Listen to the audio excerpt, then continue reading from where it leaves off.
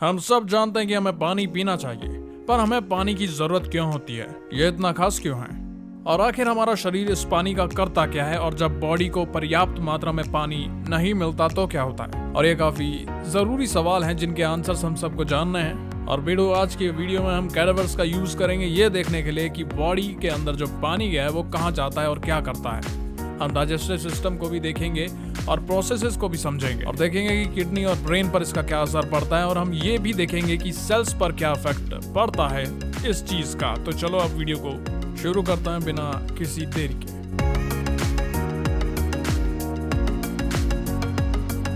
प्यास तब फील होती है जब एक ऑर्गेनिज्म जैसे तुम और तुम्हें पानी ढूंढना या कंज्यूम करना होता है। जैसे कि तुम जानते हो कि हम बिना पानी के मर जाएंगे। हालांकि एग्जैक्ट सिचुएशन पर डिपेंड करता है। अगर तुम सहारा डेजर्ट में हो बिना किसी प्रोटेक्शन के तो तुम बहुत जल्दी मरोगे, लेकिन किसी बढ़िया एनवायरनमेंट में शायद तुम्हें मरने में कुछ दिन और ज्यादा लग जाए। लेकिन अगर हम खाने के बिना रहने की बात करें तो इंसान हफ्तों या महीनों तक जिंदा रह सकता है। फिर से एग्जैक्ट सिचुएशन पर डिपेंड करता है। तो पानी बहुत ज्यादा जरूरी है और ये बॉडी में दो जगह पाया जाता है। एक तो सेल के अंदर जिसे हम इंट्रासेलुलर स्पेस कहते हैं, और दूसरा सेल के बाहर जिसे हम एक्स्ट्रा सेलुलर स्पेस कहते हैं। तुम्हारा टोटल वाटर वॉल्यूम का लगभग 2/3 हिस्सा इंटरसेलुलर स्पेस में होता है।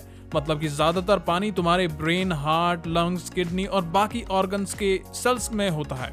और वहीं जो बाकी का 1/3 हिस्सा पानी का बच जाता है ना, वो तुम्हारे सेल्स के बाहर पाया जाता है, तुम्हारे कनेक्टिव टिश्यू में। अब इसका मतलब है कि डिपेंड करता है कि तुम्हें किस टाइप की डिहाइड्रेशन हो रही है। तुम्हें अलग अलग टाइप की प्यास लग सकती है, जैसे इंट्रासेलुलर प्यास और एक्स्ट्रा सेलुलर प्यास। अगर तुम्हारे सेल्स डिहाइड्रेटेड हो जाते हैं तो कई बार सिर्फ पानी पीना भी उन्हें फिर से ठीक करने के लिए काफी नहीं होता। लेकिन अगर तुमने खून खो दिया है, क्योंकि खून भी पानी ही होता है एक तरीके से। अब मान लो तुम्हारे हाथ में कट लग जाए तो तुम्हें सिर्फ पानी नहीं बल्कि पानी के साथ नमक भी चाहिए, ताकि तुम्हारा खून सही कॉन्सेंट्रेशन में दोबारा वापस जनरेट हो सके। मतलब तुम्हें पानी के साथ खाना भी चाहिए ताकि तुम्हारी प्यास बुझ सके। हालांकि मुझे नहीं पता कि ये सही एक्सप्लेनेशन है या नहीं। अब तुम्हारे दिमाग में आ सकता है कि एक दिन में कितना पानी पीना चाहिए। अब ये जवाब थोड़ा मुश्किल है, क्योंकि बहुत सारे फैक्टर पर डिपेंड करता है। तुम किस एटीट्यूड पर रहते हो, यकीन नहीं करोगे, पर यह भी मैटर करता है। तुम्हारी एज क्या है, क्या तुम मेंस्ट्रुएट करते हो, तुम अल्कोहल कंज्यूम करते हो या नहीं, और तुम फिजिकल एक्टिविटीज में इन्वॉल्व होते हो या फिर नहीं। और ये लिस्ट काफी बड़ी है, इसलिए मैं इन सवालों को शुरू में नहीं पूछता। इसके बजाय तुम्हें पहले पानी पीने की हैबिट बिल्ड करनी चाहिए और फिर धीरे धीरे ये फिगर आउट करना चाहिए कि तुम्हारे लिए आखिर सही अमाउंट कितना है। और उसके लिए तुम अपने शरीर का खुद ही मुआयना कर सकते हो। और यही बातें हेल्थ और वेलनेस के लिए भी ट्रू है।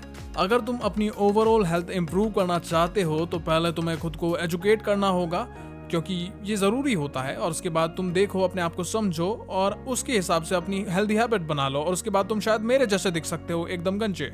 और मेरे हिसाब से तो ये बेस्ट तरीका है। आप देख रहे हैं एक mid sagittal cross section human head का। इसका मतलब हमने इसे बिल्कुल बीच से कट किया है। तो जल्दी से आपको बताता हूँ क्या क्या चीजें हैं यहाँ पर। ये वाला जो हिस्सा ये नोज होने वाला है, ये नेजल सेप्टम। और फिर हम जा रहे हैं पोस्टीरियर डायरेक्शन में, और यहाँ पे जो ये कूल लुकिंग स्ट्रक्चर है इसको सेरेबेलम कहते हैं।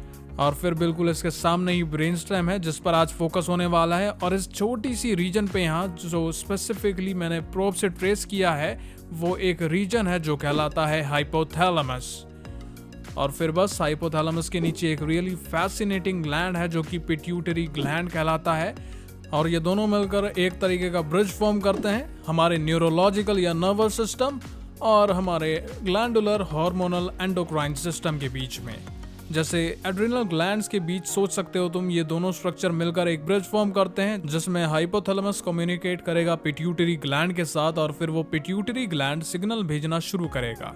अब इतनी बकायती हो गई है तो सवाल ये उठता है कि आखिर वो कम्युनिकेट करके मैसेज क्या भेजेगा। वेल, वो मैसेज होता है होमोस्टेसिस के अराउंड। और होमोस्टेसिस को तुम ऐसे समझ सकते हो जैसे तुम्हारे शरीर का जो मैक्सिमम बैलेंसिंग पॉइंट है, या फिर तुम्हारी सारी एबिलिटी जो बैलेंस करने में तुम लगा सकते हो, उसे होमोस्टेसिस कहते हैं। हाइपोथैलेमस का काम होता है बॉडी को होमोस्टेसिस पर वापस लाना, या कभी कभी एक्चुअली होमोस्टेसिस से दूर भी ले जाना। ये सिचुएशन पर डिपेंड करता है।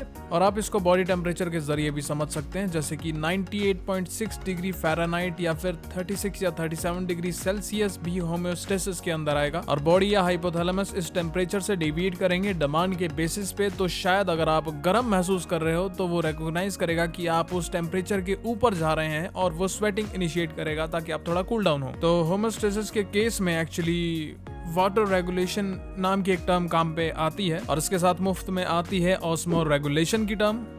अब इसका मतलब समझने के लिए हमें पहले एक चीज डिस्कस करनी होगी जो है ऑस्मोसिस। आसान शब्दों में ऑस्मोसिस एक डिफ्यूजन मूवमेंट है जो वाटर का एक एरिया से दूसरे एरिया तक की है, जो कि इलेक्ट्रोलाइट कॉन्सेंट्रेशन पे बेस्ड है। अब तुमने इलेक्ट्रोलाइट्स के बारे में सुना ही होगा, जैसे कि सोडियम, क्लोराइड और पोटेशियम, और ये सभी हमें स्पोर्ट्स ड्रिंक्स में मिलते रहते हैं, पर ये हमारे पूरे शरीर में होते हैं और इनकी काफी इंपॉर्टेंस भी होती है हमारे सेलुलर फंक्शन और परफॉर्मेंस के लिए। और इस केस में ये जरूरी होते हैं हमारे हाइड्रेशन लेवल को एक्चुअली देखने के लिए। अब वापस कैडावर पे चलो तो हाइपोथैलेमस के अंदर जो फिर से ये वाला रीजन होने वाला है जहां ये ऑस्मो रिसेप्टर्स हैं, और ये अपने आप में ही एक बहुत ही कमाल के सेल हैं और शायद आपको लॉजिकली समझने में इजी लगेगा। अब इस केस में ऑस्मो का मतलब होता है ऑस्मोसिस। अब ये osmo receptor actually stretch sensitive neurons होते हैं, और जो होता है वो ये कि एक्चुअली ये डिटरमाइन करने में केपेबल होते हैं कि कितना वाटर और कितने इलेक्ट्रोलाइट ओवरऑल बॉडी में हैं, और ऐसा ये करते हैं ये देखकर कि इनके अंदर कितना पानी और इलेक्ट्रोलाइट हैं। अब इसे ऐसे सोचो, अगर पानी कम है तो ये ऑस्मो रिसेप्टर पिचक जाएंगे और ये सिग्नल भेजेंगे नीचे इस एरिया को जो है पोस्टीरियर पिट्यूटरी, और फिर उसके बाद ये उसे बोलेंगे कि एक हार्मोन सिक्रीट करो जो एंटी डायूरेटिक हार्मोन कहलाता है। आपने शायद डायरेटिक्स के बारे में सुना होगा, ये एक ऐसी चीज होती है जो आपका पेशाब आने में मदद करती है। तो एंटी डायरेटिक हार्मोन आपको पेशाब नहीं करने देगा या फिर आपका वाटर रिटेन करेगा। तो अगर आपके पास पानी कम है तो ये लॉजिकली आपको मूतने नहीं देगा ताकि और पानी लूज ना हो, और ये किडनी के पास जाके उन्हें कहता है कि आज नहीं कल को अपना वजन हल्का करेंगे। लेकिन चलो मान लेते हैं तुम्हारे पास बहुत ज्यादा पानी है जो उसके बाद उन ऑस्मो रिसेप्टर्स को फूलने पर मजबूर कर देगा, और जैसे ही वो फूलने लगेंगे तो यही चीज खुद एक सिग्नल भेजेगी सीधा इस पोस्टीरियर पिट्यूटरी को और बोलेगी हे एंटी डायरेटिक हार्मोन बनाना कम कर दो। और वो इसलिए क्योंकि अगर तुम इसे कम बनाओगे तो ऑब्वियसली तुम ज्यादा यूरिनेट करोगे और पानी लूज करना स्टार्ट कर दोगे। ये सब कुछ बैलेंस के ही बारे में है, और याद है मैंने वो टर्म मेंशन करी थी जो थी होम्योस्टेसिस। अब ऑस्मो रिसेप्टर्स अकेले नहीं है जो बॉडी में हाइड्रेशन लेवल मॉनिटर कर रहे हैं, असल में ये एक बड़े रेगुलेटरी पाथवे का हिस्सा है जिसे ऑस्मो रेगुलेशन कहते हैं। और ऐसे ही कुछ और न्यूरॉन्स भी हैं जो ऑस्मो रेगुलेटरी हो सकते हैं, और वो हैं बैरो रिसेप्टर्स।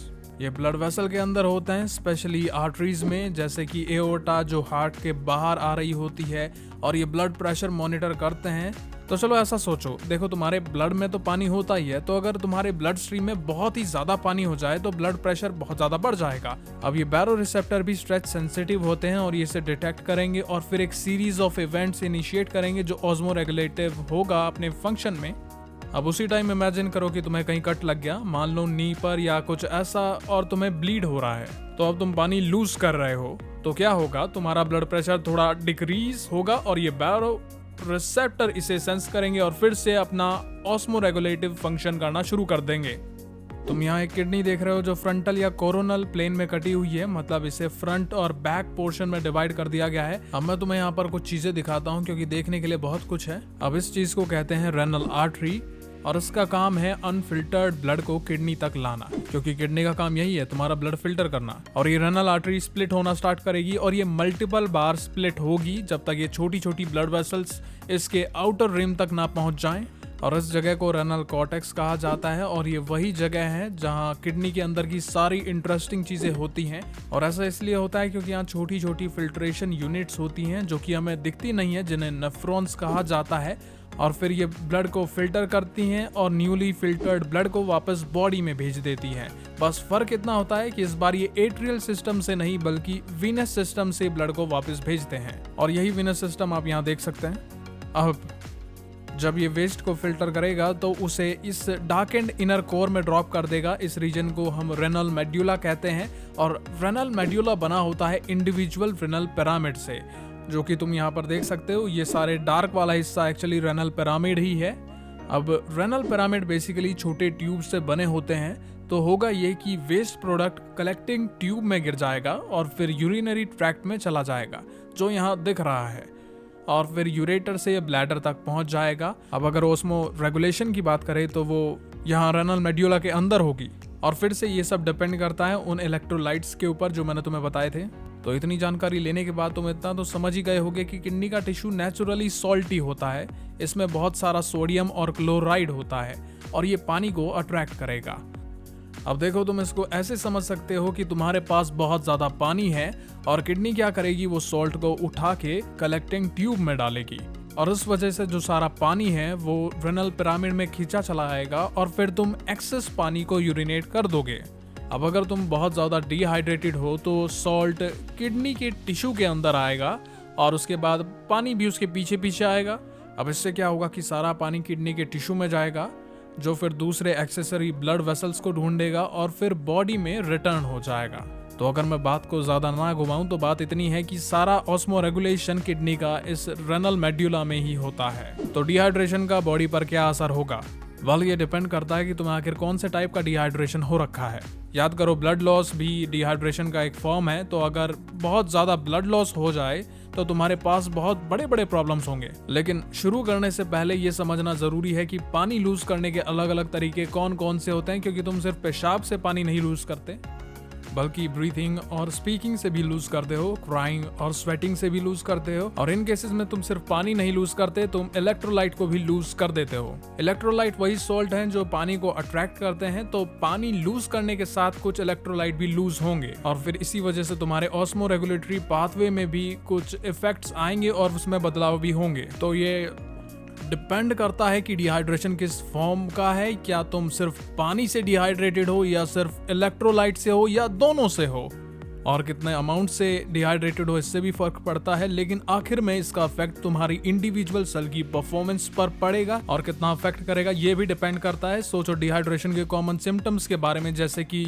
सर दर्द, ड्राई माउथ, लिप्स, आईज और इवन पेशाब का जो रंग है वो काफी ज्यादा डार्क येलो हो जाता है। तुमने देखा होगा, क्योंकि जब पेशाब में पानी कम हो जाता है तो दूसरी चीजों की डेंसिटी काफी ज्यादा बढ़ जाती है और उसका कलर काफी डार्क हो जाता है। लेकिन डिहाइड्रेशन में तुम्हें कंफ्यूजन भी होगी और तुम थक भी जल्दी जाओगे और डिहाइड्रेशन जितनी ज्यादा बढ़ेगी सिम्टम्स उतने ज्यादा खराब होंगे और इतनी ज्यादा खराब हो जाएगी कि एक टाइम के बाद तुम एक मेंटल पेशेंट बन जाओगे डिहाइड्रेशन की वजह से। तो काफी खराब हालत हो सकती है। तो बॉडी के साथ क्या हो रहा है, असल में तुम मर रहे हो। पहले तुम धीरे धीरे मरते हो लेकिन आखिरी के स्टेज में आते आते तुम बहुत तेजी से मरना शुरू कर देते हो। तो हमेशा की तरह चैनल को सब्सक्राइब कर दो और वीडियो को लाइक भी कर देना। और इस चैनल को अगर तुम अपने पड़ोसी के साथ शेयर करते हो तो शायद मैं तुम्हें पानी पिलाने और इलेक्ट्रोलाइट खिलाने के लिए आ जाऊंगा भागते भागते। तो ठीक है, बस अगली वीडियो में मिलता है।